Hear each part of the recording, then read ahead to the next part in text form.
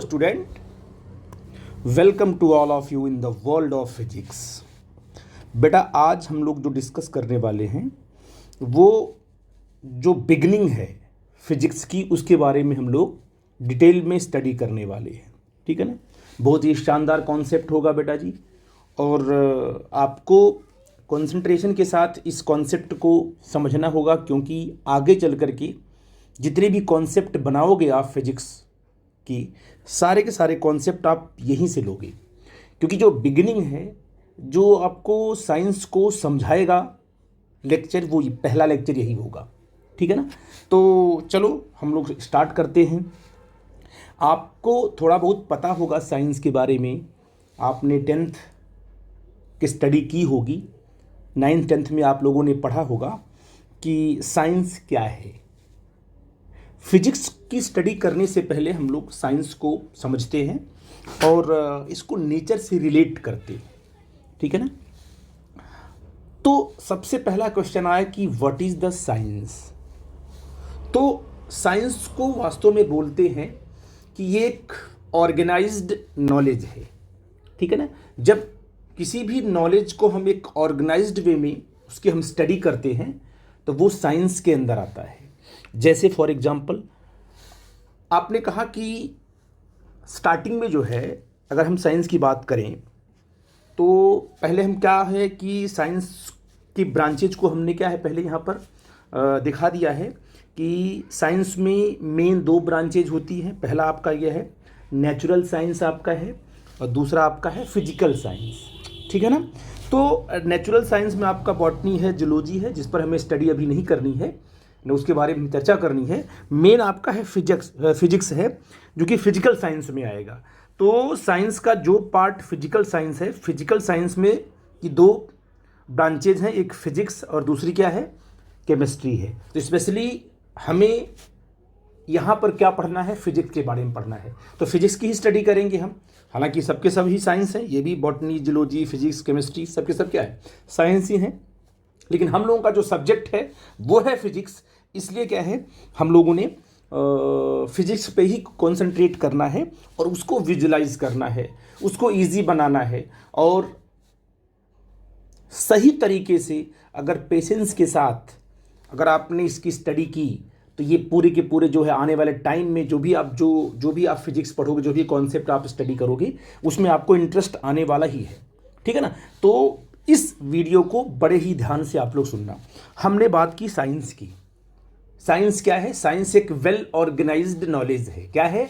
Well organised knowledge. जैसे for example जब भी हमारी साइंस स्टार्ट हुई होगी, किसी फिलोसोफर ने मान लो स्टार्स के बारे में सोचा होगा। स्टार्स हैं, प्लैनेट्स हैं, उनके बारे में उसका अपना कॉन्सेप्ट रहा होगा, उसकी अपनी थिंकिंग रही होगी, उसने कुछ प्रैक्टिकल भी किए होंगे। तो फिर उसने क्या किए, फिर उसने उस नॉलेज को क्या किया, कहीं पर लिखा होगा या अपने स्टूडेंट्स को उसने बताया। ठीक है। जो भी उसने नॉलेज गेन किया अपने एक्सपीरियंस से, उसने क्या है, अपने स्टूडेंट को उसने बताया। अब स्टूडेंट ने उस नॉलेज को लिया, उन लोगों ने भी स्टडी की, अब उस नॉलेज को उन्होंने आगे बढ़ाया। उन लोगों ने सोचा कि नहीं यार, अगर स्टार्स हैं, प्लैनेट्स हैं, तो कुछ न कुछ हो भी रहा होगा, क्योंकि दिन और रात दोनों, दिन भी हो रहा है, रात भी हो रही है। इसका ये मतलब हुआ कि हो सकता है कि सन जो है अर्थ के चारों तरफ रिवॉल्व कर रहा हो। ऐसा भी हो सकता है, ऐसा भी लोगों ने सोचा होगा। तो उसको भी लोगों ने लिखा, ऑब्जर्व किया और उसका एक कॉन्सेप्ट बनाया।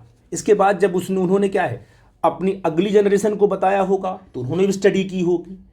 फिर उन्होंने देखा होगा नहीं, ऐसा नहीं होता है कि सन जो है कि अर्थ के चारों तरफ रिवॉल्व नहीं कर रहा है। वास्तव में अर्थ क्या कर रही है, सन के चारों तरफ रिवॉल्व कर रही है कि नहीं है। तो फिर उन्होंने भी क्या है, उसकी स्टडी की होगी, उसका एक्सपेरिमेंट किया होगा, उसको ऑब्जर्व किया होगा, उसके बारे में लिखा होगा, लोगों को बताया होगा। ये जो नॉलेज है, ऑर्गेनाइज्ड नॉलेज है, जो शुरू से चला आ रहा है, एक के बाद एक एक्सपेरिमेंट भी किए, ऑब्जर्वेशन भी किए और लोगों ने उसको पॉइंट आउट भी किया। तो इस तरीके से क्या है कि जब नॉलेज को वेल ऑर्गेनाइज तरीके से इकट्ठा किया गया तो वो क्या बन गई, वो बन गई आपकी साइंस। तो बहुत इंपॉर्टेंट चीज़ है कि आप यहाँ पर इसको डिफाइन कर सकते हो तो बेटा आप कह सकते हो कि साइंस क्या है, एक ऑर्गेनाइज्ड नॉलेज है, ठीक है ना, एक ऑर्गेनाइज्ड नॉलेज है जिसको हम बोलते हैं साइंस। लेकिन अगर आप हमसे पूछ सकते हो सर किसका किसका नॉलेज, किसका नॉलेज आप ऑर्गेनाइज कर रहे हो, ठीक है, नॉलेज को अगर ऑर्गेनाइज्ड नॉलेज है तो हम उसको साइंस बोलेंगे, बट किसका नॉलेज, किस नॉलेज की बात आप कर रहे हो। तो हमारे आसपास क्या है, हमारे आप आसपास नेचर है। हम लोग क्या करते हैं, नेचर की स्टडी करते हैं, नेचर की स्टडी करते हैं, नेचर की जो नेचुरल फिनोमेना हो रहे हैं उनसे जो है, उनमें जो भी नेचुरल फिनोमेना हो रहे हैं उन्हीं को हम ऑर्गेनाइज करते हैं। वही हमारा जो नॉलेज होता है वही क्या होता है, ऑर्गेनाइज्ड नॉलेज होता है, ठीक है बेटा जी। तो हम ये कह सकते हैं कि नेचर एंड नेचुरल फिनोमेना, ठीक है ना। तो नेचर में जो भी हैपनिंग हो रही है ना, उस हैपनिंग के बारे में हम एक्सपेरिमेंट करते हैं, उसकी हम स्टडी करते हैं, उसकी स्टडी से हम जो उसमें से जो कॉन्सेप्ट निकलता है उसको इकट्ठा करते हैं, उसको ऑर्गेनाइज्ड करते हैं, तो वही क्या है, कहलाती, क्या कहलाती है, साइंस। अब क्या है नेचर, और नेचर में जो फिनोमेना हो रहे हैं वो क्या हैं, जैसे आपने कहा कि सर जब हम बोलते हैं तो हमारी साउंड क्या है, वो मीडियम में प्रोपोगेट करती है, एक पॉइंट से दूसरे पॉइंट को जा रही है, तो वो किस तरीके से जा रही है ना, वो किस तरीके से एक पॉइंट से दूसरे पॉइंट को वो ट्रांसफर हो रही है, वो एनर्जी, है ना। तो ये भी क्या है, अब इसकी जो स्टडी है, इसका जो नॉलेज है, इसको जो क्या है, इसका जो कॉन्सेप्ट है, इसके जो मैकेनिज्म है, जब इसकी स्टडी करते हैं तो वो भी क्या है, साइंस में ही आता है, ठीक है बेटा जी। जैसे मान लो फॉर एग्जांपल मैं दिखाता हूँ आपको थोड़ा सा एनिमेशन। आपने कहा कि हमने क्या है, जब हम बोलना शुरू करते हैं तो आप देखो क्या है, आपकी साउंड जो है एक पॉइंट से दूसरे पॉइंट को जा रही है, इसकी स्टडी करते हैं। अब मान लो कि सन से जो लाइट आ रही है, क्योंकि आप जब बोल रहे हो तो बोलते वक्त आपके यहाँ पर दूसरे बंदे का यहाँ पर ईयर है, आप यहाँ से बोल रहे हो, तो इसके बीच में मीडियम है, क्योंकि विदाउट मीडियम हमारी साउंड ट्रेवल नहीं कर सकती है। इसके बारे में हमने पता लगाया, ये भी तो साइंस है ना। जैसे मान लीजिए सन से जो है लाइट क्या है, आके अर्थ पे, सन से लाइट आ रही है और अर्थ पे क्या है, पड़ रही है ना। तो हमने कहा कि यार यहाँ तो क्या है, जब लाइट एक पॉइंट से दूसरे पॉइंट को ट्रेवल कर रही है तो क्या बीच में कोई मीडियम है, नहीं, क्योंकि वैक्यूम है ना ऊपर, सन और अर्थ के बीच में वैक्यूम भी तो पड़ता है ना। तो लाइट जो है वैक्यूम में भी क्या है, ट्रेवल कर सकती है, ये भी हमारा ऑब्जर्वेशन हुआ, ये भी हमने क्या है, नॉलेज गेन किया, है ना। तो ये भी क्या है, साइंस में ही आ जाएगा।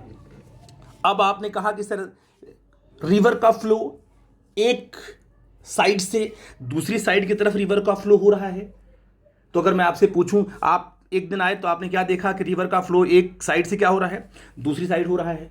दूसरे दिन आपको लगा होगा कि नहीं, लगता है कि अब रिवर का फ्लो हो सकता है उल्टा हो गया होगा, रिवर्स हो गया होगा, लेकिन ऐसा नहीं हुआ। आपने देखा कि क्या है, रिवर जिस डायरेक्शन में फ्लो कर रही थी उसी में फिर कर रही है, जिसके बारे में भी हमने स्टडी किया, ऐसा क्यों हो रहा है, व्हाट इज द रीजन, है ना बेटा जी। फिर बेटा हमने क्या देखा कि अब इसकी स्टडी की हमने, फिर हमने देखा है कि भाई जो पेड़ पौधे होते हैं पहले छोटे होते हैं, फिर बड़े होते हैं, और बड़े होने के बाद क्या है, उनकी जो पत्तियां होती हैं वो ग्रीन होती हैं। वो ग्रीन क्यों होती है, क्योंकि वहां पर वाटर होता है। तो वाटर तो नीचे की तरफ होता है, ऊपर कैसे पहुंचता है, क्या रीज़न है कि वो उसकी स्टडी की हम कि वाटर कैसे क्या है, ऊपर की तरफ क्या है जा रहा है। जब आप पेड़ों में, आप जो ट्री में जब पानी डालते हो तो वो पानी क्या है, रूट्स के थ्रू क्या है, जो आप तो नीचे डालते हो पानी, तो वो वाटर क्या होता है, धीरे धीरे ऊपर की तरफ चढ़ता है, और क्या है, पूरे के पूरे क्या है, जो ब्रांचेज हैं, ट्री की ब्रांचेज होंगी उनमें फैलता है वो किस तरीके से होता है। तो इन सब की स्टडी हम लोग जो है किस में करते हैं, साइंस में करते हैं। आई थिंक कुछ कॉन्सेप्ट आपको क्लियर होगा कि भाई नेचर में जो फिनोमेना हो रहे हैं वो क्या है, उनकी जो स्टडी है, उनका जो नॉलेज है, अगर उसको हम वेल ऑर्गेनाइज्ड कर रहे हैं तो वही क्या कहलाएगी, साइंस कहलाएगी। आई थिंक इस कॉन्सेप्ट को आप समझ गए होंगे, ठीक है बेटा। अब देखो बेटा जी, सबसे अच्छा क्वेश्चन आपका ये उठेगा कि सर क्या जो भी हम नॉलेज गेन कर रहे हैं अपने आसपास अपने लोगों के साथ, सब के सब ऑर्गेनाइज्ड नॉलेज हैं?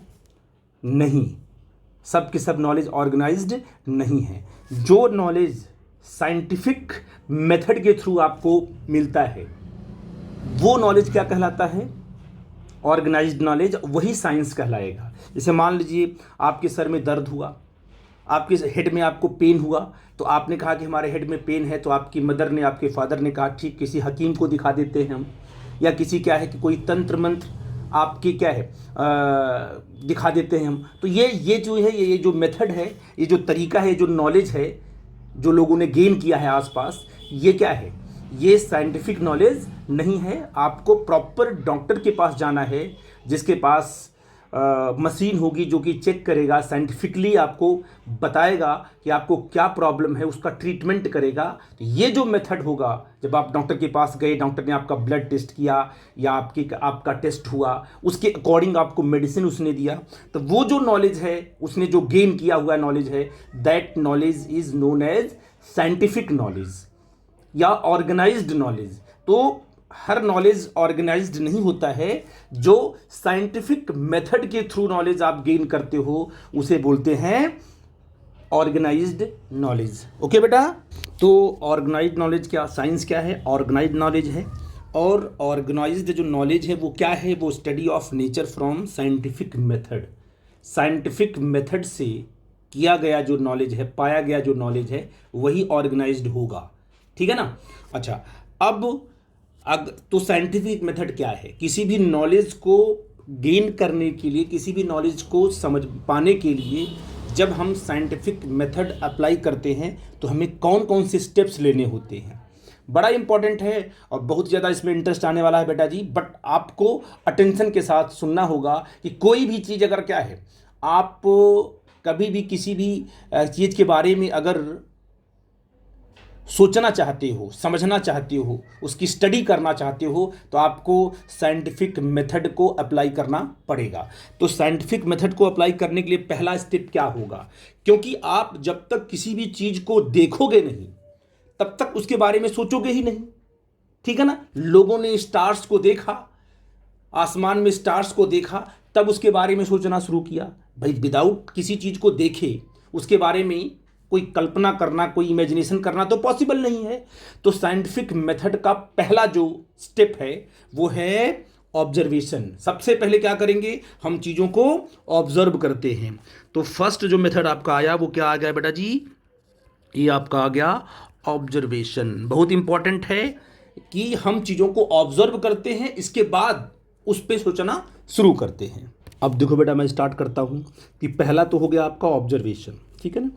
अब अगर मैंने आपसे कहा, मान लो आप जो है कि मान लो हम इस रिवर की बात करते हैं, आप किसी दिन रिवर के पास गए और आपने देखा कि भाई रिवर जो है हाई लेवल से लो लेवल की तरफ फ्लो कर रही है। ठीक है, आपने देखा, कोई बात नहीं है, पहला ये आपका ऑब्जर्वेशन हो गया। फिर आपने क्या किया, फिर आपने देखा कि फिर दूसरे दिन आप गए, फिर भी आपने देखा क्या है कि यार आपका ऑब्जर्वेशन था कि ये जो हायर लेवल से कहाँ जा रही है, लोअर लेवल की तरफ वो फ्लो कर रही है। ये बार बार चीज़ों को आपने ऑब्जर्व किया। तो आपने कहा, जब आपने ऑब्जर्व किया तो फिर आपने क्या किया, आपने भी वाटर लिया, मान लीजिए आपने बकेट में वाटर लिया, फिर उसको आपने ऊपर क्या है, हाई लेवल पे आपने उसको क्या है गिराया। तो आपने देखा कि वो जो वाटर है वो हाई लेवल से लो लेवल की तरफ जा रहा है। फिर आपने वही एक्सपेरिमेंट, अभी आप एक्सपेरिमेंट कर रहे हो, जो आपने नेचर से देखा, जो आपने ऑब्जर्वेशन किया, उसका आप एक्सपेरिमेंट कर रहे हो कि क्या वास्तव में ये हमेशा ऐसा ही होता है। तो आपने क्या किया, वाटर को आपने हाई लेवल पे गिराया तो वो लो लेवल की तरफ क्या है, फ्लो करना शुरू कर दिया। तो आपने कहा यस इट इज़ राइट, क्योंकि आपने एक्सपेरिमेंट करके ये प्रूव कर दिया कि जो नेचर में हो रहा है वो हमेशा हर जगह हो रहा है। तो आपने तो नकल किसकी की, नेचर की। फिर आपने उसको देख करके आपने क्या किया, एक्सपेरिमेंट किया, और वो एक्सपेरिमेंट आपका सफल रहा। तो आपने कह दिया कि भाई water is always flow from higher level to lower level. एक आपका कॉन्सेप्ट आ गया, एक आपकी स्टडी आ गई, एक आपका नॉलेज आ गया। तो आपने नेचर को देख करके क्या एक नॉलेज गेन किया। तो ऑब्जर्वेशन पहले किया, बाद में क्या उसका एक्सपेरिमेंट किया। जैसे फॉर एग्जाम्पल, मैं दूसरा एग्जाम्पल आपको दे रहा हूं कि आपने कहा कि भाई देखिए, क्या बोलते हैं कि जब रेन सीजन होती है तो बारिश खूब होती है, रेनफॉल खूब होती है। तो आपको लगा यार आसमान से पानी क्यों, आसमान से वाटर कैसे गिरता है, व्हाट इज द रीजन। तो आपने नेचर को देखा, तो आपने ये ऑब्जर्व किया कि भाई रेनफॉल होने से पहले समर सीजन होता है। ठीक है ना। और समर सीजन बहुत ही हॉट होता है, बहुत ही हॉट डे होता है, इसके बाद क्या है, फिर रेन फॉल करती है। तो हमको लगा ऐसा कि यार कि ये हॉट जो हीट है, यही क्या है, यही हमारे क्या है, क्या बोलते हैं कि रेन फॉल में हेल्प कर रही है। तो हमने क्या किया, वाटर लिया, बकेट में वाटर लिया, उसमें वाटर रखा, हमने फ्लेम पे उसको रख दिया, उसको खूब गर्म किया हमने। तो गर्म करने के बाद देखा हमने कि वाटर क्या बन गया, वेपर बन गया। और ऊपर ऊपर हमने क्या लगा दिया, पिस्टन ढक्कन लगा दिया। वो जाकर के वेपर किससे टकराया, वो वेपर जाकर के टकराया किससे, पिस्टन से टकराया, ढक्कन से टकराया, फिर क्या बन गया, फिर वो वाटर बन गया। तो हमको तब जाकर के हमने कहा कि ठीक लगता है, क्या बोलते हैं कि जब हॉट डे होता है तो जो क्या है, जो वाटर होते हैं वो क्या होते हैं, वो वेपराइज होते हैं, वो वेपर बन के ऊपर की तरफ जाते हैं और वो क्लाउड बनाते हैं, इकट्ठा होते हैं। और फिर क्या है, जैसे ही आपका मौसम जो आपका है वो चेंज होता है, तो क्या है, वो पहले वो कंडेंस होंगे, फिर क्या है, उनका कंडेंसेशन होगा, और फिर क्या है, वो वाटर में कन्वर्ट होना स्टार्ट कर देंगे। तो वहाँ से हमने क्या है, इस एक्सपेरिमेंट को हमने क्या है अपने लैब में किया, और हमने नेचर से नकल की, और हमने देखा कि वास्तव में यही फिनोमेना नेचर के साथ भी हो रहा है। तो ये हमारा क्या हो गया, ये हमारा एक्सपेरिमेंट हो गया। तो ऑब्जर्वेशन के बाद क्या आता है, ऑब्जर्वेशन के बाद जो दूसरा मेथड आपका आएगा वो आपका आएगा एक्सपेरिमेंट। ठीक है बेटा जी, क्या आएगा, एक्सपेरिमेंट। ऑब्जर्वेशन करना है और फिर उसको ऑब्जर्व करके फिर लैब में क्या उसका एक्सपेरिमेंट करना है कि जो हम देख रहे हैं वो हमारे एक्सपेरिमेंट से कितना रिलेट हो पा रहा है। ठीक है, और एक्सपेरिमेंट करते वक्त आपको एक्सपेरिमेंट को कंट्रोल करना होता है। जो आप लैब में एक्सपेरिमेंट करते हो ना, उसको कंट्रोल मीन्स ये होगा कि आपको देखना होता है कि हम जो हमारा ढक्कन है या हमारा जो बर्तन है उसमें कितना पानी है, हमें कितना हीट देना है, ठीक है ना, कितना हम हीट देंगे उसको कि वो क्या होगा, वो वेपर बनेगा, और फिर किस तरीके से क्या है हम पिस्टन लगाएंगे। इस तरीके से पूरे के पूरे क्या है सेटअप को हमें क्या करना होता है, कंट्रोल करना होता है। तो मेन आपका ऑब्जर्वेशन हो गया, एक्सपेरिमेंट हो गया, और एक्सपेरिमेंट क्या करना पड़ता है, कंट्रोल करना पड़ता है। अब बेटा ये है कि जो आपका फोर्थ स्टेप आपका मेथड है, फोर्थ मेथड है, वो है क्वालिटेटिव रीजनिंग। अब क्वालिटेटिव रीजनिंग को समझो क्या होता है, इसे क्या इसकी मीनिंग है। हम इसमें क्या है कि किसी भी नेचर में जो फिनोमेना हो रहा है उसमें उसकी क्वालिटी को हम लोग फाइंड आउट करते हैं। जैसे मान लो फॉर एग्जांपल मैंने कहा ना, ये देखिए ये आपका ये सन है, ये हमारी अर्थ है। सन से लाइट क्या है आकर के अर्थ पर गिरती है, ठीक है ना। देखो ये सन से लाइट आएगी, अर्थ पे गिरेगी, प्रॉपर ठीक है, लाइट आ रही है। लेकिन लाइट किस कलर की है, लाइट में कौन कौन से कलर हमको पता नहीं होता है, ठीक है ना। लेकिन आप देखते हो कि रेन सीजन में जब रेन फॉल होती है उस टाइम पर स्काई में क्या है, रेनबो बनती है, डिफरेंट डिफरेंट कलर्स की आपको रेनबो दिखाई पड़ेगी, ठीक है ना। तो फिर हमने उसको ऑब्जर्व किया कि भाई ये रेनबो कैसे बनी होगी, क्या रीज़न होगा, क्या जब समर सीजन होता है तब क्या रेनबो बनती है, नहीं बनती है। क्या जब विंटर सीजन होता है तब क्या रेनबो बनती है, नहीं बनती है। ये जब रेन सीजन में ही रेनबो बन रही है, इट मीन्स क्या है कि और ये जो रेनबो बन रही है ये लाइट का कलर ही तो है, ठीक है ना। इसका ये मतलब हुआ कि लाइट के पास कलर्स होते हैं, लाइट के अंदर क्या कलर्स होते हैं, 7 कलर्स आपको पता ही है। लेकिन अगर कलर्स नहीं होते तो दिखते नहीं ना हमको रेनबो की तरह। तो इसीलिए क्या है कि हमें लाइट के अंदर जो कलर्स है ना उनके बारे में हमें जानकारी मिली, और इसका हमने एक्सपेरिमेंट किया। एक्सपेरिमेंट कैसे किया, कि आपने कह सकते हो कि सर हमने एक्सपेरिमेंट कैसे किया। मान लो आपके पास क्या है, एक यहाँ पर आपके पास, मान लो आपके पास एक बल्ब है, आपने एक बल्ब ले लिया। अब सॉरी, ये बल्ब लिया आपने, इस बल्ब से क्या है कंटिन्यूस लाइट निकल रही है। अभी बल्ब की बात करूँ मैं तो बल्ब, ये आपने एक बल्ब लिया, ऐसे ऐसे आपने एक बल्ब लिया, ठीक है ना, है ना। अब इस बल्ब से मान लो लाइट निकल रही है इस तरीके से, है ना। तो लाइट का कलर क्या होगा, लाइट कलर तो आपको पता नहीं होगा। फिर आपने क्या किया, यहाँ पर एक स्क्रीन रख दी, मान लो ऐसे ऐसे आपने एक स्क्रीन रख दी यहाँ पर, मान लो, ठीक है ना। अब यहाँ से क्या है, आपने मान लो पानी का जो फव्वारा होता है, पानी वाटर का आपने यहाँ से पानी थ्रो करना शुरू किया। अब ये जो है पानी जब यहाँ से गिरेगा, ऐसे निकल के जाएगा, तो यहाँ पर कलर्स बनने लगते हैं।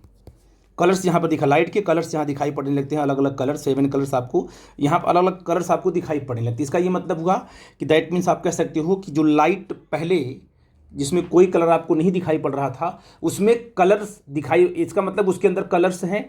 तो उसके लाइट के क्वालिटी के बारे में हमने क्या है ऑब्जर्वेशन किया, एक्सपेरिमेंट से हमने इसको फाइंड आउट किया, तो उसको बोलते हैं क्वालिटेटिव रीजनिंग। तो ऐसे बहुत सारे मेथड हैं, साइंटिफिक मेथड हैं, जिसको हम क्या है, जिसको हम फॉलो करके हम अपने नॉलेज को ऑर्गेनाइज्ड करते हैं और कहते हैं वो क्या है, साइंस है। आई थिंक मेरी बात आप समझ गए। अब बेटा हम लोग साइंस के बारे में स्टडी हमने कर लिया। अब साइंस की एक ब्रांच ही तो है फिजिक्स, है ना, और सबसे फंडामेंटल ब्रांच है ये जो है हर जगह इन्वॉल्व है। विदाउट फिजिक्स हम रह ही नहीं सकते हैं। तो ये फंडामेंटल ब्रांच है, ठीक है ना। और इसके बाद जो फिजिकल साइंस में आप देखोगे केमिस्ट्री भी है, तो फिजिक्स से ही क्या है केमिस्ट्री आई हुई है। तो ये फंडामेंटल है, मतलब ये बेसिक साइंस है, जिसको बगैर पढ़े हम लोग किसी भी साइंस की स्टडी नहीं कर सकते हम, चाहे वो केमिस्ट्री हो, चाहे जियोलॉजी हो, चाहे बॉटनी हो। फिजिक्स आपको समझ में आनी चाहिए, तभी आप दूसरी साइंस को अंडरस्टैंड कर पाओगे। तो अब हम लोग स्टडी करेंगे जो हमारा मेन चैप्टर, जो हमारा मेन सब्जेक्ट है फिजिक्स, उसकी हम स्टडी करने वाले हैं, ठीक है बेटा। अब पहला क्वेश्चन कि व्हाट इज द फिजिक्स। तो फिजिक्स वही है, साइंस का कॉन्सेप्ट, साइंस की ब्रांच ही है। Study of basic laws of nature, जो नेचर की जो बेसिक लॉज है ना, उनकी स्टडी कर रहा है। जो हमारे आसपास जो हैपनिंग हो रही है, जो नेचुरल फिनोमेना हो रहा है, उनकी स्टडी कौन करती है, फिजिक्स में हम उनकी स्टडी कर। जैसे मान ले सपोज किया कि अर्थ जो है सन के चारों तरफ क्या कर रही है, रिवॉल्व कर रही है, तो उसकी स्टडी कौन करेगी, फिजिक्स से करेंगे हम लोग। जैसे मान लिया आपने कहा कि पेड़ से जब क्या है एप्पल जो है, जब एप्पल पेड़ से गिरता है, ठीक है, नीचे की तरफ, तो उसे कौन अपनी तरफ कर रहा है अट्रैक्ट, तो आपने कहा उसको ग्रेविटी खींच रही है, और वो है ग्रेविटेशनल फोर्स, है ना। सन और अर्थ के बीच में जो फोर्स ऑफ अट्रैक्शन है वो क्या है, वो भी आपका ग्रेविटेशनल फोर्स ही है। तो वो जिस लॉज से वो गवर्न हो रहा है, हम उस लॉज की स्टडी करते हैं, किसमें, फिजिक्स में। जो बेसिक लॉ है उसकी हम स्टडी करते हैं, ठीक है ना। या आपने कहा कि हम स्पेस को देख रहे हैं, टाइम को देख रहे हैं, जैसे deal with the variation feature, sorry यहाँ पर बेटा तो मिस्टेक हो गई थी। तो आप कह सकते हो कि deal with the various feature of natural world such as, space के बारे में स्टडी करना, टाइम के बारे में स्टडी करना, मैटर क्या है, किससे बना हुआ है, और उसके बारे में स्टडी करना। कोई बॉडी अगर मूव कर रही है तो क्यों मूव कर रही है, उस पर क्या क्या हो, जब मोशन के ड्यूरिंग द मोशन उसमें कौन कौन सी एनर्जी इन्वॉल्व है, इन सब चीज़ों की स्टडी करना हमारा जो है, एनर्जी के बारे में पता लगाना। रेडिएशन जो है, आप कहते हो कि जब कोई बॉडी गर्म होती है तो क्या हीट रेडिएट करती है, जो वो रेडिएशन निकाल रही है उसके बारे में स्टडी करना। सन से जो लाइट आ रही है उसके बारे में स्टडी करना। इन सब चीज़ों के बारे में क्या है, हमें फिजिक्स हेल्प करती है इन सब चीज़ों को अंडरस्टैंड करने में, जो कि नेचर में हो रहा है, ठीक है ना। अब सबसे इंपॉर्टेंट चीज़ है दो फिजिक्स में क्या है, जो क्वेश्चन अराइज होता है वो ये होता है कि फिजिक्स को आसान कैसे किया जाए। जो हमारी फिजिक्स है ना, उसको इजी कैसे किया जाए, क्या क्या वो जो कौन कौन से वो जो टर्म है जिनको हम समझ लेंगे तो हमारी फिजिक्स हमारे लिए आसान हो जाएगी। तो इसमें जो है दो प्रिंसिपल आते हैं जिनको कि आपको फॉलो करना ही पड़ेगा इसको अंडरस्टैंड करने के लिए। एक आपका होता है फिजिक्स का जो पहला प्रिंसिपल है वो है यूनिफिकेशन। क्या है, यूनिफिकेशन। तो जो इसका फर्स्ट प्रिंसिपल होगा उसको हम पॉइंट आउट करेंगे, उसका नाम है क्या बेटा जी, यूनिफिकेशन। और बहुत इंपॉर्टेंट है, इसको बोलते हैं यूनिफिकेशन,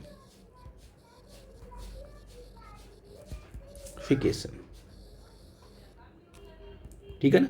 और ये जब भी इसका यूनिफिकेशन की बात आती है तो अल्बर्ट आइंस्टाइन का नाम जरूर आता है, उसके बारे में हम बाद में चर्चा करेंगे। पहला आपका है यूनिफिकेशन, और जो सेकंड आपका है वो, तो बेटा फर्स्ट आपका था यूनिफिकेशन एंड सेकंड आपका था रिडक्शनिज्म, ठीक है ना। तो इसके बारे में हम रिडक्शनिज्म के बारे में बाद में करेंगे एक्सप्लेन। पहले देखते हैं कि जो फिजिक्स का प्रिंसिपल है यूनिफिकेशन, ठीक है ना, ये क्या है और इस यूनिफिकेशन से हमारी फिजिक्स आसान क्यों हो जाएगी। तो क्या है इसका मेन कॉन्सेप्ट की यूनिफिकेशन क्या करता है कि वेरियस फिजिकल फिनोमेना, मतलब अगर नेचर में बहुत सारे फिनोमेना एक साथ हो रहे हैं, अलग अलग डिफरेंट तरीके के फिनोमेना हो रहे हैं, अगर उन फिनोमेना को हम एक ही कॉन्सेप्ट से और एक ही लॉ से अगर हम एक्सप्लेन कर देते हैं तो बिल्कुल आसान हो जाएगी। जो भी हमारे नेचर में जो भी हैपनिंग हो रही है ना, अगर उस हैपनिंग को, जैसे फॉर एग्जांपल आपने कहा किसी बॉडी को हम ऊपर से क्या है जब ड्रॉप करते हैं तो वो बॉडी अर्थ की तरफ आती है, तो हम उसको, जैसे मान लीजिए हमारी एक बॉडी यहाँ पर है ना, इसको हमने यहाँ से ड्रॉप किया, तो ये देखो हमारा अर्थ सरफेस है, ठीक है ना। अब ये अगर अर्थ सरफेस है तो ये बॉडी क्या है, अर्थ की तरफ क्या करती है, मूव करती है। अब क्यों ऐसा होता है कि कोई बॉडी जो हम ड्रॉप करते हैं तब वो अर्थ सरफेस पे आके गिरती है, लॉ ऑफ ग्रेविटेशन। जो लॉ ऑफ ग्रेविटेशन से हम एक्सप्लेन कर पाते हैं कि ग्रेविटी क्या कर रही है, इस बॉडी को अपनी तरफ क्या कर रही है, अट्रैक्ट कर रही है। तो एक हो गया आपका लॉ ऑफ ग्रेविटेशन। तो एक तो नेचर में ये हैपनिंग हो रही है, इसको हमने देखा और लॉ ऑफ ग्रेविटेशन से हमने इसको डील कर दिया। अब नेचर में क्या दूसरी कोई ऐसी हैपनिंग है जिसको हम लॉ ऑफ ग्रेविटेशन से डील कर सकते हैं? यस, हमने कहा कि भाई अगर ये मान लो कि अगर मान लो ये आपका सन है ना, ये आपका सन है और इसके चारों तरफ क्या कर रही है, अर्थ रिवॉल्व कर रही है ना। ये अर्थ हमारी क्या कर रही है, ये रिवॉल्व कर रही है इस तरीके से, ठीक है ना, मान लो ऐसे घूम रही है। तो आपसे मैं पूछूं कि भाई ये अर्थ सन के चारों तरफ रिवॉल्व क्यों कर रही है, तो इसके रिवोल्यूशन का कारण क्या है, व्हाट इज़ द रीज़न? तो कहोगे सर कि अर्थ और सन के बीच में जो force of law of gravitation है उसकी वजह से क्या इसका रिवोल्यूशन हो रहा है। तो देखिए लॉ ऑफ ग्रेविटेशन से हम इस कॉन्सेप्ट को भी क्या, इस फिनोमेना को हमने एक्सप्लेन कर दिया। आई थिंक मेरी बात आप समझ पा रहे हो। इसी तरीके से क्या है, और भी जो फिनोमेना अगर नेचर में हैं, अगर वो लॉ ऑफ ग्रेविटेशन से एक्सप्लेन किए जा रहे हैं तो इसी को बोलेंगे यूनिफिकेशन। मतलब मैक्सिमम हैपनिंग को एक ही लॉ से एक्सप्लेन कर देना। हालांकि ऐसा होता नहीं है कि बहुत सारी हैपनिंग लॉ ऑफ ग्रेविटेशन से एक्सप्लेन नहीं होगी, उसके लिए दूसरा लॉ बनाना पड़ेगा। लेकिन साइंस यही कोशिश करती है, फिजिक्स यही ट्राई करती है कि मैक्सिमम जो नेचर में फिनोमेना हो रहे हैं वो किसी एक लॉ से क्या है, गवर्न हो जाए, एक लॉ से हम एक्सप्लेन कर ले जाएं, कुछ ही लॉ लगा के उससे हम एक्सप्लेन, बहुत सारे लॉज ना बनाने पड़े।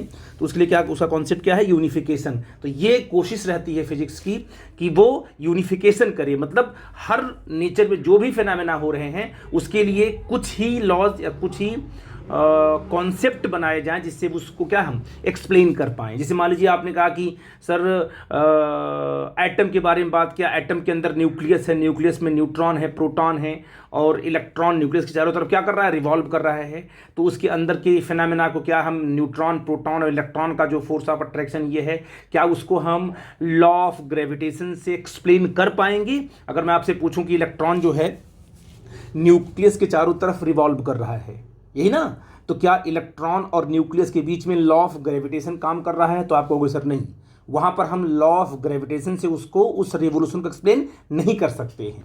तो वहाँ पर आपको एक अलग लॉ बनाना पड़ा, इलेक्ट्रोस्टैटिक फोर्स की बात करनी पड़ी, इलेक्ट्रोमैग्नेटिक फोर्स की बात करनी पड़ी। इसके बाद जो है कि अगर मैंने आपसे कहा कि न्यूक्लियस के अंदर जो न्यूट्रॉन हैं, प्रोटॉन हैं, उनके बीच में लगने वाले फोर्सेस के बारे में बताइए, क्या वो वहाँ पर ग्रेविटी काम कर रही है? तो आप कहोगे सर नहीं, वहाँ पर ग्रेविटी काम नहीं कर रही है, वहाँ पर दूसरा कॉन्सेप्ट है, स्ट्रॉन्ग न्यूक्लियर फोर्स का कॉन्सेप्ट है। तो हम बहुत सारे फिनोमेना को एक ही लॉ से एक्सप्लेन नहीं कर पाते हैं, लेकिन हम ट्राई करते हैं कि मैक्सिमम फिनोमेना क्या है, एक ही लॉ से क्या है, या एक या कुछ लॉ से क्या है, वो उसको हम एक्सप्लेन कर ले जाए, तो वो उसे बोलते हैं यूनिफिकेशन। आई थिंक मेरी बात आप समझ पा रहे हो।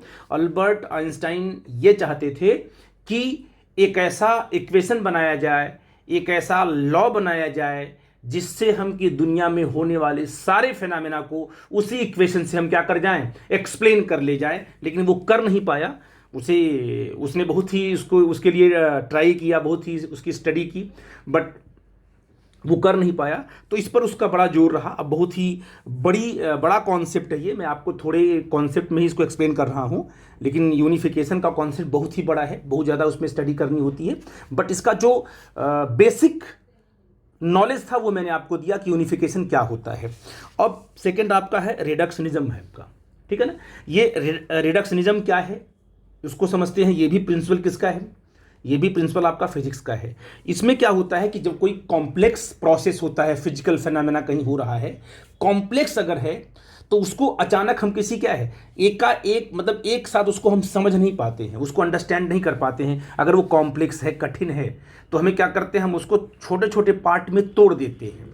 तो पहले पहला पार्ट समझते हैं, फिर दूसरा पार्ट अंडरस्टैंड करते हैं, फिर तीसरा पार्ट अंडरस्टैंड करते हैं। कैसे करते करते करते पूरे प्रोसेस को हम एक्सप्लेन कर ले जाते हैं। उसको बोलते हैं रिडक्शनिज्म। रिडक्शन उसका ना मतलब उसको छोटे छोटे पार्ट में तोड़ करके समझना। फॉर एग्जाम्पल जैसे आपने कहा ना कोयले से जो है कि बिजली बनती है, कोल से इलेक्ट्रिसिटी हम बनाते हैं। ये बहुत लंबा प्रोसेस है, इसको एक साथ एक ही बार में अंडरस्टैंड करना बहुत टफ है। तो हमने क्या किया, उसको छोटे छोटे पार्ट में ब्रेक किया। कैसे ब्रेक किया, आपने कहा मान लीजिए हमारे पास कोल है, कोल को हमने पहले बर्न किया। जब उसको हमने बर्न किया तो उसमें से हीट निकली, एक पार्ट हो गया, हमने हीट को इकट्ठा कर लिया, ठीक हीट निकल गई, हमको बात समझ में आ रही है, ठीक है ना। अब एक पार्ट अलग हो गया। अब दूसरे में हमने क्या किया, उस हीट को हमने किसको दिया, वाटर को दिया। किसको दिया, वाटर को दिया। जब वो हीट वाटर को मिली तो वाटर जो है वेपराइज हुआ, उससे वेपर बना। इसको हमने अलग तोड़ लिया, इसकी स्टडी कर ली, वेपर बना लिया हमने। एक हमने क्या बोलते हैं कि एक एनक्लोजर के अंदर क्या उसको हमने वेपर को इकट्ठा कर लिया, ठीक है ना। इसके बाद जो है कि ये हमने क्या किया, उस एनक्लोजर में जिसमें वेपर इकट्ठा थी, उससे हमने वेपर को क्या किया, पास कराया और जाकर के वो टरबाइन पे गिराया। उसको वेपर को हमने टरबाइन को गिराया। टरबाइन क्या करने लगी, घूमने लगी। एक अलग प्रोसेस हो गया। अब जब टरबाइन घूमने लगी तो उसके साथ हमने क्या कर दिया, डायनेमो जो इलेक्ट्रिसिटी जनरेट करता है, डायनेमो लगा दिया हमने। डायनेमो घूमने लगा। जब जो डायनेमो घूमा तो मोटर आपका चलना शुरू हो जाएगा। मोटर स्टार्ट हुआ तो आपने कहा कि इलेक्ट्रिसिटी क्या हो गई, जनरेट हो गई। तो कोल से हमने इलेक्ट्रिसिटी जो जनरेट किया, ये जो लंबा एक प्रोसेस था, इस पूरे के पूरे प्रोसेस को हमने क्या किया, छोटे छोटे पार्ट में ब्रेक करके हम जो है कि लास्ट तक पहुंचे। That process is known as reductionism. तो हम उसको बहुत लंबे कॉम्प्लेक्स प्रोसेस को हम क्या छोटे छोटे पार्ट में तोड़ के उसको अंडरस्टैंड करते हैं। तो ये दो प्रिंसिपल बहुत इंपॉर्टेंट हैं, इनको लेके हम आगे बढ़ते हैं। यूनिफिकेशन और क्या है, रिडक्शनिज्म। आई थिंक ये कॉन्सेप्ट आपको क्लियर हुआ होगा। ठीक है बेटा जी, अब मैं आगे बढ़ रहा हूं। अब बेटा हम लोग स्टडी करने वाले हैं ब्रांचेज ऑफ फिजिक्स के बारे में, ठीक है ना, बहुत इंपॉर्टेंट हैं। तो फिजिक्स को दो मेन पार्ट में डिवाइड किया गया। एक तो आपका हो गया क्लासिकल फिजिक्स, ठीक है ना, और दूसरा आपका हो जाएगा क्वांटम फिजिक्स, ठीक है ना। तो पहले हम क्लासिकल की बात कर लेते हैं, जो हम लोग पढ़ रहे हैं अभी इस टाइम पर। हम लोग पहले स्टडी हम लोगों ने किया था क्या कि जैसे न्यूटन्स लॉज ऑफ मोशन है ना, और मैकेनिक्स जितने भी कॉन्सेप्ट आते हैं, हम अगर कोई बॉडी क्या है मान लो, तो क्लासिकल फिजिक्स क्या है, किसको डील करती है, जो मैक्रोस्कोपिक डोमेन होता है। मैक्रोस्कोपिक का मतलब क्या है कि जैसे आपका सेलेस्टियल ऑब्जेक्ट है, हेवनली बॉडी है, कार है ना। हमारी लाइफ में जिन बॉडी को हम देखते हैं, जिन पर हम स्टडी करते हैं, वो सभी के सभी मैक्रोस्कोपिक बॉडीज हैं, है ना। और जो मैक्रोस्कोपिक वेरिएबल्स होते हैं फिजिक्स में, उनके बारे में भी हम चर्चा करते हैं। जैसे आपने कहा कि टेम्परेचर हो गया, एंट्रोपी हो गई, है ना, और वॉल्यूम हो गया, वॉल्यूम है, टेम्परेचर है, एंट्रोपी, ये भी सब भी क्या है, सब के सब माइक्रोस्कोपिक वेरिएबल्स होते हैं। तो खैर एनीवे, हम जब क्लासिकल फिजिक्स की बात करते हैं तो कहते हैं जो मैक्रोस्कोपिक आपका डोमेन है, उनको जो मैक्रोस्कोपिक फिनोमेना है उनको कौन डील करता है, क्लासिकल फिजिक्स। ठीक है बेटा जी, जो आप लेबोरेटरी में करते हो, जो आप अपनी आंखों से देखते हो, कार मूव कर रही है उसकी स्टडी करते हो, क्या उसका मोमेंटम है, क्या उसकी एनर्जी है, इन सब के बारे में बात करते हो, तो आपकी मैक्रोस्कोपिक जिसको मैक्रोस्कोपिक बॉडीज़ कहते हैं, मैक्रोस्कोपिक डोमेन कहते हैं। और जब हम बिल्कुल फंडामेंटल पार्टिकल की बात करते हैं, इलेक्ट्रॉन की, प्रोटॉन की, न्यूट्रॉन की, मॉलिक्यूल की बात करते हैं, तो वो माइक्रोस्कोपिक है। तो उसको डील करने के लिए दूसरी फिजिक्स आती है, जिसको बोलते हैं क्वांटम फिजिक्स। तो क्वांटम फिजिक्स कभी हैवी बॉडी को डील नहीं करती है, बहुत ही स्मॉल साइज के पार्टिकल आपके मॉलिक्यूल हैं, इलेक्ट्रॉन, प्रोटॉन, इन चीज़ों को आपको डील करती है आपकी क्वांटम फिजिक्स। तो अभी हम आपको क्लासिकल के बारे में थोड़ा सा बताएंगे, फिर क्वांटम में आएंगे, और इसके बाद जो है कि एक कॉन्सेप्ट आपका है रिलेटिविटी, उसका भी थोड़ा हम यहाँ पर चर्चा करेंगे, जिससे कि आपका इंटरेस्ट बना रहे कि हाँ यार किस तरीके से हमने ब्रांचेज को डिवाइड किया है और क्या क्या हमें स्टडी करनी आगे चल करके। तो क्लासिकल फिजिक्स में सबसे पहले मैकेनिक्स आती है। मैकेनिक्स को आप समझते हो, कोई बॉडी मूव कर रही है, चल रही है, मोशन में है, तो उनकी स्टडी करना, उसका मोमेंटम क्या है, उस पर एनर्जी क्या लग रही है, यानी इस तरीके से उस पर फोर्स कितना लग रहा है, वो किस ब्रांच में आएगी, मैकेनिक्स में आएगी। और motion of a body, motion of a material body at low speed, जब बॉडी बहुत ही लो स्पीड पे होती है, लो का मतलब ये होगा जैसे कार की बात करते हो, रॉकेट से चल रहा है, ट्रेन चल रही है, ऐसे मोशन की बात करते हैं हम लोग, तो उनको लो स्पीड ही मानते हैं। हाई स्पीड किसे बोलते हैं, जब इलेक्ट्रॉन चलता है, प्रोटॉन चलता है, न्यूट्रॉन मूव कर रहा है, इन सब छोटे छोटे पार्टिकल जब मूव करते हैं उनकी स्पीड बहुत ज़्यादा होती है। इसलिए क्या है कि हम उनको क्लासिकल फिजिक्स से डील नहीं करते हैं। तो अगर जो हमारे आम लाइफ में हम अर्थ पर जिन ऑब्जेक्ट को देखते हैं मूव करते हुए, या हम अर्थ को या हम मून को मूव करते देखते हैं, या हम जो है कि किसी सेलेस्टियल बॉडी को ऑब्जर्व कर रहे हैं, उनके मोशन को ऑब्जर्व कर रहे हैं, तो सबकी स्पीड लो ही होती है। उसको हम क्या करते हैं, मैकेनिक्स की हेल्प से डील करते हैं। ऑप्टिक्स, सिंपल सी बात है कि लाइट के बारे में चर्चा, इसके भी लॉज बने हुए हैं, laws of reflection, laws of refraction, है ना। तो लाइट की स्टडी हम जिस ब्रांच में करते हैं उसको बोलते हैं ऑप्टिक्स, जो कि हमें 12th में आके स्टडी करनी है। थर्मोडायनेमिक्स बहुत ही इंपॉर्टेंट है, आपको 11th में पढ़नी होगी।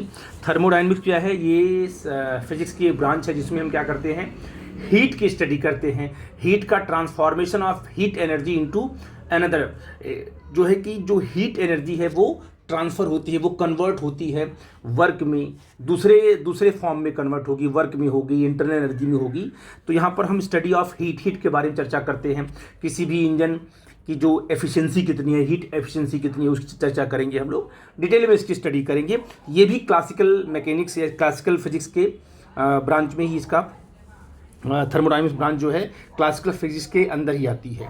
और एक जो है लास्ट में आपका इलेक्ट्रोमैग्नेटिक या इलेक्ट्रोडायनेमिक की बात कर सकते हैं। इलेक्ट्रोडायनेमिक क्या है, जिसमें इलेक्ट्रिक एंड मैग्नेटिक दोनों फिनोमेना होते हैं।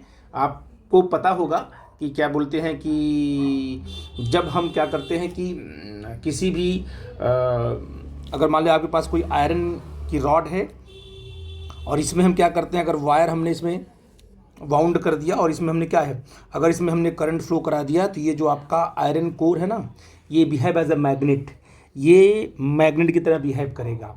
तो ये चलता हुआ जो चार्ज, जैसे इलेक्ट्रॉन मूव कर रहा है, तो इलेक्ट्रॉन जब मूव करता है तो करंट बनाता है। तो इलेक्ट्रॉन अगर मूव करता है तो वो अपने आसपास क्या है, मैग्नेटिक फील्ड भी बनाता है। तो इलेक्ट्रिक एंड मैग्नेटिक ये दोनों फिनोमेना आपस में एसोसिएटेड हैं। आई थिंक मेरी बात समझ में आया आपको। तो ये आपका हो गया इलेक्ट्रोडायनेमिक। तो ये सब जितने भी आपके देख रहे हो, इनकी स्पीड लो ही होती है, लो स्पीड पे ही काम होता है यहाँ पर, उसे बोलते हैं क्लासिकल फिजिक्स। व्हाट हैपन कि अगर आपकी स्पीड जो है बहुत ज़्यादा हो जाए तब क्या होगा, तो वहाँ पर क्लासिकल फिजिक्स के जो लॉज हैं, जो रूल हैं, वो फेल होने लगते हैं। वो क्लासिकल फिजिक्स जो है उन फिनोमेना को डील नहीं कर पाती है जिन फिनोमेना की जो स्पीड है वो बहुत ज़्यादा होती है। अच्छा, बहुत ज़्यादा मतलब कितना ज़्यादा, वो लाइट की स्पीड के कंपेरेबल, क्योंकि हमारे यूनिवर्स में हम जिस वर्ल्ड की बात जानते हैं, जिस साइंस की बात जानते हैं, उसमें स्पीड ऑफ लाइट जो है सबसे फास्ट है। इसके ऊपर की स्पीड चर्चा हम लोग नहीं करते हैं। और स्पीड ऑफ लाइट सी क्या होता है, 3 × 10⁸ मीटर पर सेकेंड, ये स्पीड ऑफ लाइट है। इससे ऊपर की स्पीड नहीं पॉसिबल है, ठीक है ना। लाइट इस स्पीड से मूव करता है, और कोई ऑब्जेक्ट अगर है, मटेरियल ऑब्जेक्ट है, वो कभी भी इस स्पीड से मूव नहीं कर सकता है। इसके अंदर ही उसकी स्पीड होगी, इससे कम ही उसकी स्पीड होगी। तो इलेक्ट्रॉन, प्रोटॉन, न्यूट्रॉन, जो एटम, जो इनकी स्पीड होती है वो इतनी तो नहीं होती है, लेकिन इसके कंपेरेबल होती है। हम कहते हैं कि स्पीड ऑफ लाइट का 10% है इलेक्ट्रॉन की स्पीड। जब स्पीड लाइट के कंपेरेबल होने लगे, आसपास पहुंचने लगे, तो हम कहेंगे कि वो स्पीड बहुत हाई मानी जाएगी, और उस स्पीड को कभी भी क्लासिकल फिजिक्स के रूल से हम लोग क्या है, डील नहीं कर पाते हैं, ठीक है ना।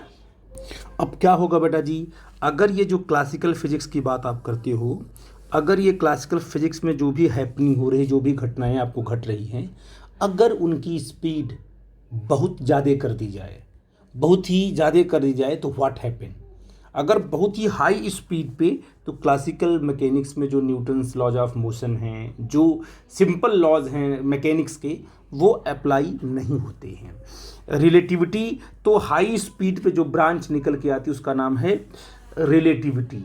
और ये बड़ा इंपॉर्टेंट है कि अब ये जो रिलेटिविटी को समझने का तरीका, उसको अंडरस्टैंड करने का वे बिल्कुल अलग होता है, क्योंकि क्लासिकल फिजिक्स में जो घटनाएं हमारी घट रही हमारे आसपास, उनको देख करके हमारा एक एक्सपीरियंस होता है, जिससे कि हम फील कर पाते हैं हाँ भाई किस पर कितना फोर्स लगा, या कोई बॉडी कितना तेज़ चल रही है, हम उसका हमारा एक्सपीरियंस वहाँ काम करता है। लेकिन रिलेटिविटी जो है एक ऐसा कॉन्सेप्ट है जहाँ पर हमारा अपना एक्सपीरियंस काम नहीं करता है, हमें उस पर सोचना होता है, उसके लिए थिंकिंग करनी होती है, उसके लिए एक कह सकते हैं कि हमें ये देखना होता है कि जैसे मान लीजिए आपके पास एक रॉड है, उस रॉड की लेंथ कितनी है इसका पता लगाना होता है। लेंथ डिसाइडेड नहीं होगी, वो डिपेंड करेगी फ्रेम ऑफ रेफरेंस पर। अलग अलग ऑब्जर्वर अलग अलग लेंथ मेजर करेंगे। तो टाइम इंटरवल क्या है, टाइम क्या चीज़ है, टाइम इंटरवल क्या है, टाइम के बारे में स्टडी करना, स्पेस जो हम देख रहे हैं उनके बारे में स्टडी करना, इनके बारे में एक अलग तरीके का कॉन्सेप्ट, एक अलग तरीके की सोच जो है डेवलप करती है रिलेटिविटी। तो लेंथ भी आपका वेरिएबल है, वो फिक्स नहीं होता है, वो किस पे डिपेंड करता है, ऑब्जर्वर पर। अलग अलग ऑब्जर्वर अलग अलग लेंथ मेजर करते हैं। टाइम भी क्या है, टाइम भी किसी एक ऑब्जर्वर के लिए फिक्स नहीं होता। ऑब्जर्वर का मतलब देखने वाला, ठीक है ना। वो अलग अलग फ्रेम में, इसको एक्सप्लेन करेंगे डिटेल में, बट ये भी आप समझो कि जैसे आपने कहा कि लेंथ एक ऑब्जर्वर, एक ही रॉड की लेंथ को, अगर ये रॉड आपका है तो इस रॉड की लेंथ को एक ऑब्जर्वर कहेगा मान लो 5 मीटर है, दूसरा कहेगा नहीं 2 मीटर है, तीसरा कहेगा नहीं 3 मीटर है। ये अलग अलग लेंथ का मेजरमेंट होगा जब स्पीड आपकी ज़्यादा होगी तो, ठीक है ना। और मास भी आपका वेरी करेगा, मास का भी वेरिएशन होगा स्पीड के साथ साथ। Variation of mass with speed, mass भी आपका फिक्स नहीं रहेगा, टाइम भी आपका फिक्स नहीं रहेगा, स्पेस को देखने का नज़रिया भी आपका अलग हो जाएगा। तो वो कॉन्सेप्ट आता किसमें है, रिलेटिविटी में। ये बड़ा ही चैलेंजिंग कॉन्सेप्ट है, रिलेटिविटी को पढ़ना इतना इजी नहीं है। फिर भी अगर आप सिंपल तरीके से समझिए तो जब कोई बॉडी हाई स्पीड पे होती है तब वहाँ पर क्या है, सिंपल क्लासिकल मैकेनिक्स या क्लासिकल फिजिक्स ना काम करके फिर हमें रिलेटिविटी के कॉन्सेप्ट को अप्लाई करना पड़ता है, ठीक है बेटा। अब बेटा यहाँ पर आपने देखा कि रिलेटिविटी का कॉन्सेप्ट देखा कि बहुत हाई स्पीड पे अगर कोई ऑब्जेक्ट है तो वहाँ पर हम थोड़ा सा स्पेस और टाइम की बात आती है, वहाँ पर हमें कुछ चेंजेस करने होते हैं, तो वहाँ पर कॉन्सेप्ट आपका आता है रिलेटिविटी का।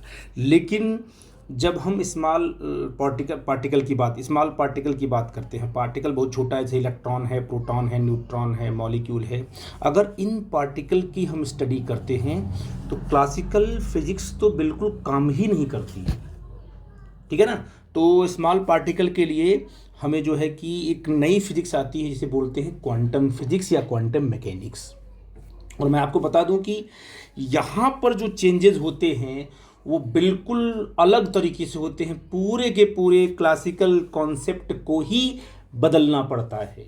ये बड़ा इंपॉर्टेंट कॉन्सेप्ट यहाँ पर है कि क्वांटम फिजिक्स को, क्वांटम मैकेनिक्स को अंडरस्टैंड करने के लिए आप देखेंगे कि अगर मान लो कि मान लो कोई ऑब्जर्वेशन आप कर रहे हो, एक ऑब्जर्वेशन आपने किया और एक एक्सपेरिमेंट आपने किया, उसका कुछ रिजल्ट आया, ठीक है ना, और फिर उसी एक्सपेरिमेंट को आपने रिपीट किया बिल्कुल सेम तरीके से, कोई भी चेंजेस नहीं किए, साइंटिफिकली आपने बिल्कुल उस एक्सपेरिमेंट को वैसे ही किया जैसे आपने पहले किया था, लेकिन रिजल्ट आपका डिफरेंट आ जाएगा।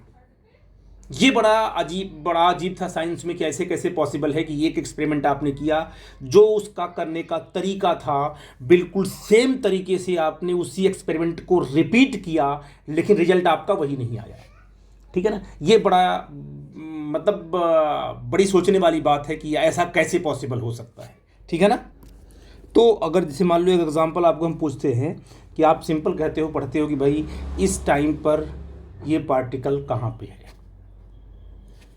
आपने कहा ना कि इस टाइम पर एक पार्टिकल कहाँ पे आए। आपके मान लो आप अपने घर से निकले स्कूल के लिए, ठीक है ना, तो आपके फादर ने आपको फ़ोन किया, तो बेटा बोला कि आप कहाँ पे, इस टाइम पर आप कहाँ पे हो।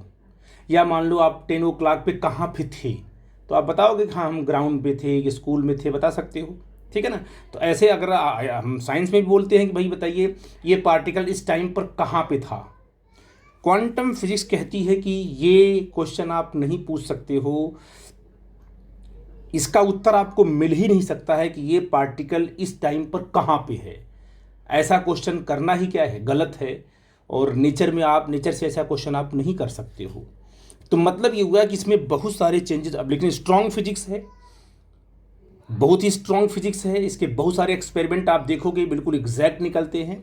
तो इस तरीके से क्या है कि बहुत चीज़ें इसमें चेंज करनी पड़ेंगी, समझनी पड़ेगी। टाइम के साथ साथ क्या है, चीज़ें आपको समझ में आती जाएंगी, तो आपको लगेगा नहीं कि ये फिजिक्स बहुत ही इम्पॉर्टेंट है। स्मॉल पार्टिकल को डील करने के लिए क्वांटम फिजिक्स ही अप्लाई करते हम लोग हैं, जिससे कि हम वहाँ पर जो रिजल्ट हमको मिलता है वो क्वांटम से, क्लासिकल फिजिक्स हम वहाँ पर नहीं लगा पाए। ये बेटा जी आपके ब्रांचेस थे, हमने स्टडी किए, डिस्कस किए, और थोड़ा सा हमने सोचा कि आपको इंटरेस्ट आए, और फिर भी मैं आपको और भी इसको एक्सप्लेन करूँगा। आई थिंक आपको आज का लेक्चर समझ में आया होगा। जहाँ पर डाउट होगा हम लोग 1 by 1 करके डिस्कस कर लेंगे। Thank you very much.